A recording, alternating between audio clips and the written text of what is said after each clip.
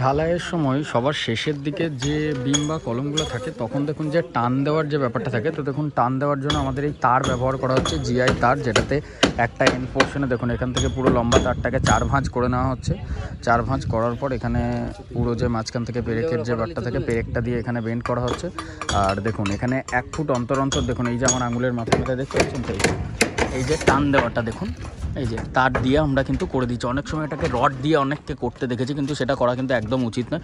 দেখুন 1 ফুট প্রায় অন্তর অন্তরে কিন্তু তার দিয়ে এটাকে পুরো করে দেওয়া হচ্ছে। এখানে দেখুন এই যে কী করে বাঁধছে আমি আপনাদেরকে পুরো দেখাচ্ছি। দেখুন দেখুন জিআই তার দেওয়াটা কিন্তু সবথেকে বেশ। দেখুন পুরো এখান থেকে এই যে একদম লাস্টের যে বিমটা পড়ছে, বিম থেকে টানটা দেওয়ার পর এখানে পেটিয়ে দেওয়া হলো।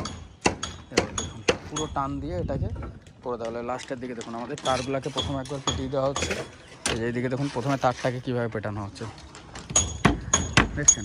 পুরো লাস্টের যে পাটাটা আছে ওটার সাথে আউটসাইডের সাথে প্রথমে টানটা দেওয়া হলো। এরপর নিচের দিক দিয়ে যখন আরেকজন যে দাদার আছেন উনি কিন্তু একদম ভেতর থেকে এনে টানটাকে পুরো পেরেকটাকে এখানে পেটিয়ে দেওয়া হচ্ছে বোথ সাইডে। এখানে কিন্তু আর আপনারা বলবেন না এই পাটাটা কেন ব্যবহার করা হয়েছে, তাহলে টান দেওয়ার জন্য যখন ওই তারগুলোই ব্যবহার করছে। দেখুন প্রথম যখন তার দিয়ে এটাকে মেনলি করা হবে, এটা কিন্তু রাখা হবে না পার্মানেন্টলি।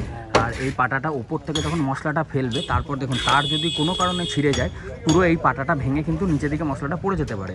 তো তার জন্য কিন্তু পাটাটা দিয়ে জাস্ট টানটা যখন মশলাটা উপরে একটু ফেলে দেওয়া হবে তারপর কিন্তু এই পাটাগুলোকেও সাবলে করে খুলে দেওয়া হয়। তো এটা হচ্ছে মেন প্রসেস, জাস্ট সেফটি পারপাসের জন্য পাটাটাকে মেনলি ব্যবহার করা হয়। যেমন এইদিকে দেখুন উপরে উপরে দেখুন একটা করে পাটা দিয়ে দুদিকে যতই তার দিয়ে আমরা টান দিই তারপরও কিন্তু মানে আমাদেরকে পাটা ব্যবহার করতে হচ্ছে। এখানেও দেখুন সেম জিনিস কিন্তু করা হচ্ছে, দেখছেন তো। তো আগেরবার ভিডিওতে আপনারা কমেন্ট করেছিলেন যে পাটা দিয়ে টান দেওয়াটা একদম উচিত না, আপনাদেরকে আগাবারও ক্লিয়ার করে দিচ্ছি।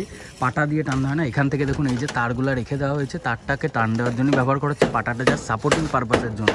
কারণ প্রথম যখন মশলাটা এখান থেকে জোরে উঁচু থেকে ফেলা হবে, যদি তার কোনো কারণে ছিঁড়ে যায় সেক্ষেত্রে কিন্তু পুরো এটা ভেঙে নিচের দিকে পড়ে যেতে পারে। তো এটা সেফটি পারপাসের জন্যই কিন্তু ব্যবহার করা হচ্ছে। এখানে দেখুন তারটা প্রথম একটা বড় আকারে কেটে নেওয়া হয়। এখানে দেখুন কাটা হচ্ছে যেটা পুরো যে তারটাকে কেটে নেওয়া হয়েছে। এরপর এটাকে এই কাকা দেখুন পুরো দেখুন এখান থেকে পুরো পেরেকের একটা এন্ডে আমাদের এটাকে দিয়ে এটাকে ক্রস দিয়ে ভালো করে এটাকে বেন্ড করে দেওয়া হলো। দেন তারপর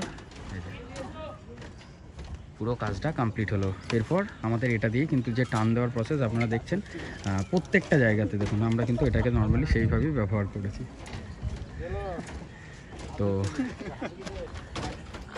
এটাই হচ্ছে মেন কাজ। আপনারা পুরো কাজটা দেখুন, দেখতে পাচ্ছেন তো একদিকে আমাদের পাটা আর একদিকে যে ইলেকট্রিক লাইনের জন্য কনসিল ওয়্যারিংয়ের যে পাইপ ফেলার যে কাজ, কনসিল অয়েলের জন্য যে পাইপ ফেলার কাজ সেটাও কিন্তু এইদিকে চলছে। প্রত্যেকটা জায়গা আমরা কভার করে দেওয়া হয়েছে।